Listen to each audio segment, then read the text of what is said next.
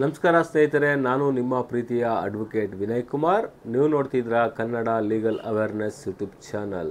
ಯಾರಿನ್ನ ನನ್ನ ಯೂಟ್ಯೂಬ್ ಚಾನಲ್ಗೆ subscribe ಆಗಿಲ್ವೋ ಇವಲ್ಲೇ subscribe ಮಾಡ್ಕೊಳ್ಳಿ. ಮತ್ತು ನಿರಂತರವಾದ ವೀಡಿಯೋಸ್ಗಳಿಗಾಗಿ ಬೆಲ್ ಐಕನ್ ಪ್ರೆಸ್ ಮಾಡೋದನ್ನು ಮರಿಬೇಡಿ ಅಂತ ಹೇಳ್ತಾ ಇವತ್ತಿನ ವಿಡಿಯೋನ ಪ್ರಾರಂಭ ಮಾಡ್ತಾ ಇದ್ದೀನಿ ಸ್ನೇಹಿತರೆ. ಇವತ್ತಿನ ವಿಡಿಯೋನ ಟಾಪಿಕ್ ಏನಂತ ಹೇಳಿದ್ರೆ ಹ್ಯೂಮನ್ ರೈಟ್ಸ್, ಮಾನವ ಹಕ್ಕುಗಳ ಸಂರಕ್ಷಣೆ ಕಾಯ್ದೆ 1993. ಅದ್ರ ಪ್ರಕಾರವಾಗಿ ಹ್ಯೂಮನ್ ರೈಟ್ಸ್ ಅಂತ ಹೇಳಿದ್ರೆ ಏನು, ಹ್ಯೂಮನ್ ರೈಟ್ಸಲ್ಲಿ ಯಾವೆಲ್ಲ ಹಕ್ಕುಗಳು ಒಳಗೊಂಡಿರ್ತವೆ, ಅದ್ರ ಬಗ್ಗೆ ಎಲ್ಲ ಸಂಪೂರ್ಣವಾದ ಮಾಹಿತಿಯನ್ನು ನೀಡ್ತೇನೆ ಸ್ನೇಹಿತರೆ. ಈ ಹ್ಯೂಮನ್ ರೈಟ್ಸ್ ಅನ್ನೋದು ಬರೀ ಭಾರತ ದೇಶಕ್ಕೆ ಮಾತ್ರವೇ ಸೀಮಿತವಾಗಿಲ್ಲ, ಪ್ರಪಂಚದಾದ್ಯಂತವೂ ಸಹ ಒಂದು ಹ್ಯೂಮನ್ ರೈಟ್ಸ್ ಕಮಿಷನ್ ಇದೆ, ಹ್ಯೂಮನ್ ರೈಟ್ಸ್ ಇದೆ, ಎಲ್ಲರಿಗೂ ಸಹ ಅನ್ವಯವಾಗುವಂತಹ ಒಂದು ಕಾನೂನಾಗಿದೆ. ನಮ್ಮ ದೇಶದಲ್ಲಿ 1993ರಲ್ಲಿ ಒಂದು ಹ್ಯೂಮನ್ ರೈಟ್ಸ್ ಆ್ಯಕ್ಟ್ ಅಂತ ಬಂತು. ಅದಕ್ಕಿಂತ ಮುಂಚೆಯಾಗಿ ಯಾವುದೇ ರೀತಿ ಒಂದು ಹ್ಯೂಮನ್ ರೈಟ್ಸ್ ಆ್ಯಕ್ಟ್ ಇರಲಿಲ್ಲ. ಎರಡನೇ ಪ್ರಪಂಚ ಯುದ್ಧ ಆದ ನಂತರ ಹಲವಾರು ಸಾವು ನೋವುಗಳು ಸಂಭವಿಸಿದ ನಂತರ ಪ್ರಪಂಚಾದ್ಯಂತ ಒಂದು ಮಾನವ ಸಂರಕ್ಷಣಾ ಕಾಯ್ದೆ ಒಂದು ಜಾರಿಗೆ ಬರಬೇಕು, ಮಾನವನ ಹಕ್ಕುಗಳು ಏನೇನಿದೆ ಅವೆಲ್ಲ ಒಂದು ಜಾರಿಯಲ್ಲಿರಬೇಕು ಅಂತ ಹೇಳಿಬಿಟ್ಟು ಒಂದು ಹ್ಯೂಮನ್ ರೈಟ್ಸ್ ಕಮಿಷನ್ ಅಂತ ಮಾಡಿದ್ರು ಸ್ನೇಹಿತರೆ. Human rights act, protection of human rights act 1993 ಅಂತ ಒಂದು ಕಾಯ್ದೆನ ಜಾರಿಗೆ ತಂದರು ಸ್ನೇಹಿತರೆ. ನಂತರ 2006ರಲ್ಲಿ ಕೆಲವು ತಿದ್ದುಪಡಿಗಳನ್ನು ಮಾಡಿದ್ದಾರೆ, ಮತ್ತು 2019ರಲ್ಲೂ ಸಹ ಈ ಹ್ಯೂಮನ್ ಪ್ರೊಟೆಕ್ಷನ್ ಆ್ಯಕ್ಟ್ ಏನಿದೆ ಅದನ್ನು ತಿದ್ದುಪಡಿಗೆ ತಂದಿದ್ದಾರೆ ಸ್ನೇಹಿತರೆ. ಈ ಹ್ಯೂಮನ್ ರೈಟ್ಸ್ ಆ್ಯಕ್ಟ್ ಯಾವುದೇ ಜನಾಂಗ ಜಾತಿಗೆ ಸೀಮಿತವಾಗಿರಲ್ಲದೆ ಪ್ರತಿಯೊಬ್ಬ ನಾಗರಿಕನಿಗೂ ಸಹ ಇರುವಂಥ ಹಕ್ಕಾಗಿರುತ್ತದೆ. ಒಂದು ಧರ್ಮಕ್ಕೆ ಸೀಮಿತವಾಗಿಲ್ಲ, ಯಾವುದೇ ಒಂದು ಜನಾಂಗಕ್ಕೆ ಸೀಮಿತ ಆಗಿಲ್ಲ, ಒಂದು ಲಿಂಗಕ್ಕೆ ಸೀಮಿತ ಆಗಿಲ್ಲ, ಗಂಡು ಹೆಣ್ಣು ಎಂಬ ಭೇದ ಭಾವ ಇಲ್ಲ, ಮಕ್ಕಳಿಗೂ ಸಹ ಪ್ರತಿಯೊಬ್ಬ ಮಾನವನಿಗೂ ಸಹ ಈ ಕಾಯ್ದೆ ಅನ್ವಯ ಆಗುತ್ತದೆ ಸ್ನೇಹಿತರೆ. ಇದ್ರ ಪ್ರಕಾರವಾಗಿ ಕೆಲವು ಹಕ್ಕುಗಳನ್ನು ನೀಡಲಾಗಿದೆ, ಆ ಹಕ್ಕುಗಳನ್ನು ಯಾರೂ ಸಹ ಕಸಿದುಕೊಳ್ಳಲಾಗದು ಅಂತ ಹೇಳ್ಬೋದು. ಹಾಗಾಗಿ ಸ್ನೇಹಿತರೆ, ಮಾನವ ಬದುಕಬೇಕು ಅಂತ ಹೇಳಿದ್ರೆ, ಒಬ್ಬ ಮನುಷ್ಯ ದೇಶದಲ್ಲಿ ಬದುಕಬೇಕು ಅಂತ ಹೇಳಿದ್ರೆ ಅವನಿಗೆ ಆದ ಹಕ್ಕುಗಳನ್ನು ಇರಬೇಕು, ಅವನು ಜೀವಿಸಲು ಕೆಲವು ಹಕ್ಕುಗಳನ್ನು ಹೊಂದಿರಬೇಕು. ಇಲ್ಲ ಅದು ಹಕ್ಕು ಇಲ್ಲ ಅಂತ ಹೇಳಿದ್ರೆ ಅವನು ಜೀವನ ಮಾಡೋಕ್ಕೆ ಸಾಧ್ಯ ಇಲ್ಲ. ಹಾಗಾಗಿ ಹ್ಯೂಮನ್ ರೈಟ್ಸ್ ಆ್ಯಕ್ಟ್ ಪ್ರಕಾರವಾಗಿ ಕೆಲವು ಹಕ್ಕುಗಳನ್ನು ನೀಡಲಾಗಿದೆ ಸ್ನೇಹಿತರೆ.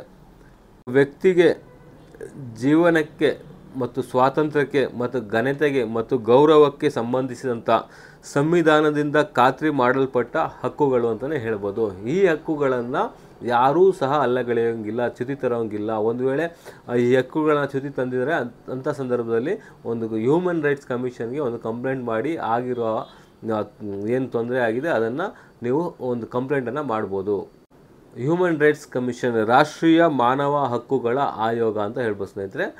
ಈ ಆಯೋಗ ಇರೋದೇ ಮಾನವರಿಗೆ ಏನಾದರೂ ಒಂದು ರೈಟ್ಸು ಹಕ್ಕು ಉಲ್ಲಂಘನೆ ಆಗಿದ್ದೆ ಅಂತ ಸಂದರ್ಭದಲ್ಲಿ ಅದನ್ನು ಯಾವ ರೀತಿ ರಕ್ಷಣೆ ಮಾಡಬೇಕು ಅದ್ರ ಬಗ್ಗೆ ಎಲ್ಲ ಈ ಆಯೋಗವು ಇರುತ್ತೆ ಅಂತ ಹೇಳ್ಬೋದು. ಈ ಆಯೋಗದಲ್ಲಿ ಒಬ್ಬರು ಅಧ್ಯಕ್ಷರಿರ್ತಾರೆ. ಒಬ್ಬರು ಅಧ್ಯಕ್ಷರಾದವರು ಮಾಜಿ ಮುಖ್ಯ ಸುಪ್ರೀಂ ಕೋರ್ಟ್ ನ್ಯಾಯಾಧೀಶರಾಗಿರ್ತಾರೆ, ಅಥವಾ ಹಾಲಿ ಸುಪ್ರೀಂ ಕೋರ್ಟ್ ಅಲ್ಲಿ ಹುದ್ದೆ ನೆರವೇರಿಸ್ತಿರುವ ಒಬ್ಬರು ನ್ಯಾಯಾಧೀಶರಾಗಿರ್ತಾರೆ. ಮತ್ತು 5 ಪೂರ್ಣ ಅವಧಿ ಸದಸ್ಯರು ಬರ್ತಾರೆ ಸ್ನೇಹಿತರೆ. ಅದರಲ್ಲಿ ಹೈಕೋರ್ಟ್ ಮುಖ್ಯ ನ್ಯಾಯಾಧೀಶರು ಬರ್ತಾರೆ. ಹ್ಯೂಮನ್ ರೈಟ್ಸ್ ಬಗ್ಗೆ ತಿಳಿದಂತಹ ಜ್ಞಾನವನ್ನು ಹೊಂದಿರುತ್ತಂತಹ ಸದಸ್ಯರು ಸಹ ಈ ಕಮಿಟಿಲಿ ಇರ್ತಾರೆ ಸ್ನೇಹಿತರೆ. ಹಾಗೂ 7 ಡೀಮ್ ಸದಸ್ಯತ್ವವನ್ನು ಸಹ ಹೊಂದಿರ್ತಾರೆ. 7 ಜನ ಡೀಮ್ ಸದಸ್ಯರು ಸಹ ಇದರಲ್ಲಿ ಒಳಗೊಂಡಿರ್ತಾರೆ ಸ್ನೇಹಿತರೆ. 7 ಡೀಮ್ ಸದಸ್ಯತ್ವ ಅಂತ ಹೇಳಿದರೆ ಸರ್ಕಾರದಿಂದ ಗುರುತಿಸಲ್ಪಟ್ಟ ಕೆಲವು ಆಯೋಗಗಳಂತಲೇ ಹೇಳ್ಬೋದು.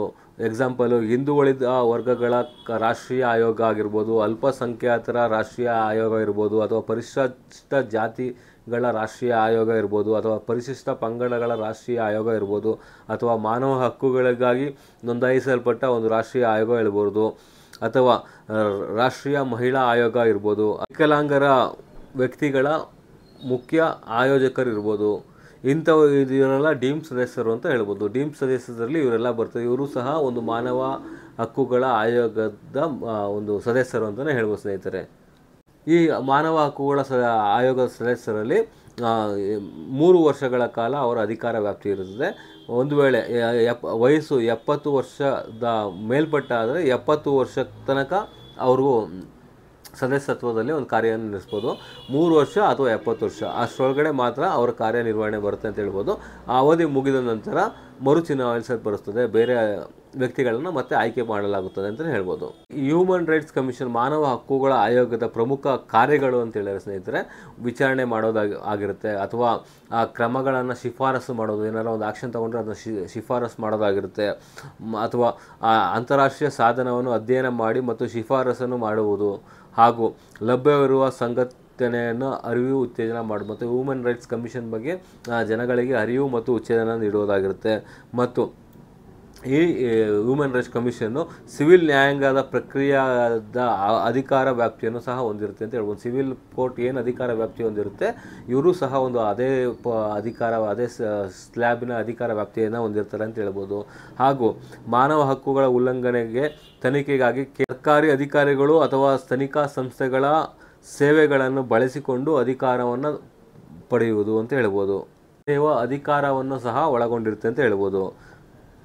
ಹಾಗೂ ಒಂದು ಘಟನೆ ಆದ 1 ವರ್ಷದ ಒಳಗಾಗಿ ಒಂದು ಕಂಪ್ಲೇಂಟನ್ನು ಕೊಡಬೇಕಾಗತ್ತೆ, ಒಂದು ತನಿಖೆಯನ್ನು ಮುಗಿಸ್ಬೇಕಾಗತ್ತೆ. ಒಂದು ಘಟನೆ ಆಗಿದೆ ಅಂತೇಳಿ ಯಾರು ಒಂದು ದೂರನ್ನು ಕೊಟ್ಟರೆ, ಆ ಘಟನೆ ಆದ 1 ವರ್ಷದ ಒಳಗಾಗಿ ಒಂದು ತನಿಖೆಯನ್ನು ಪೂರ್ಣಗೊಳಿಸಿ ಒಂದು ಶಿಫಾರಸನ್ನು ಮಾಡಬೇಕಾಗುತ್ತೆ ಸ್ನೇಹಿತರೆ.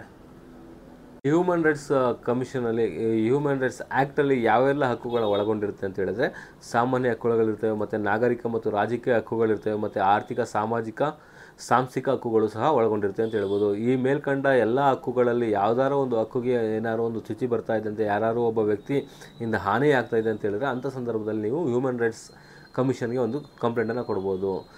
ಸೆಂಟ್ರಲ್ಲಿ ಸ್ಟೇಟ್ ಹ್ಯೂಮನ್ ರೈಟ್ಸ್ ಕಮಿಷನ್ ಇದೆ, ಸ್ಟೇಟಲ್ಲಿ ಸ್ಟೇಟ್ ಹ್ಯೂಮನ್ ರೈಟ್ಸ್ ಕಮಿಷನ್ ಇದೆ ಸ್ನೇಹಿತರೆ.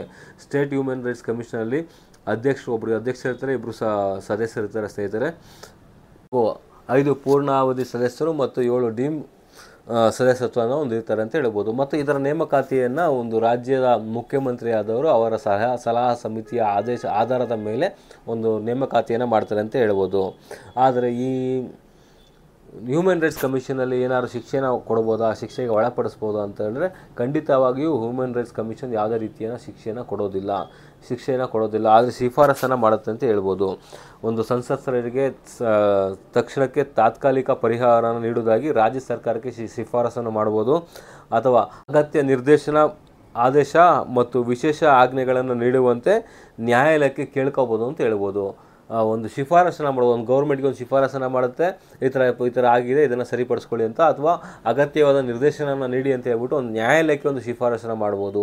ಆರ್ಡರ್ ಮಾಡೋಕ್ಕಾಗೋದಿಲ್ಲ, ಒಂದು ಶಿಫಾರಸನ್ನು ಮಾಡ್ಬೋದು, ಮಾಡಿ ಅಥವಾ ಇಲ್ಲ ಅಂತ ಹೇಳೋಕ್ಕಾಗೋದಿಲ್ಲ.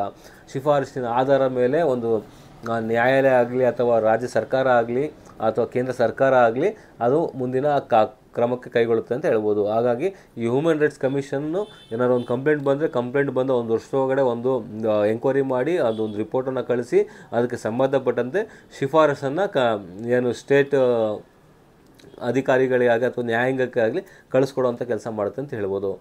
ಇದಿಷ್ಟು ಮಾನವ ಹಕ್ಕುಗಳ ಸಂರಕ್ಷಣೆ ಅಧಿನಿಯಮ 1993, protection of human rights act 1993 ಇದಿಷ್ಟನ್ನು ಒಳಗೊಂಡಿದೆ ಅಂತ ಹೇಳ್ಬೋದು ಸ್ನೇಹಿತರೆ. ಇದಿಷ್ಟನ್ನು ಹೇಳ್ತಾ ನಾನು ಇವತ್ತಿನ ವಿಡಿಯೋನ ಕೊನೆ ಮಾಡ್ತಾ ಇದ್ದೀನಿ. ನಿರಂತರವಾದ ವಿಡಿಯೋಗಳಿಗಾಗಿ ವೀಕ್ಷಿಸಿ Kannada legal awareness YouTube channel. ನಾನು ನಿಮ್ಮ ಪ್ರೀತಿಯ advocate Vinay Kumar. Thank you.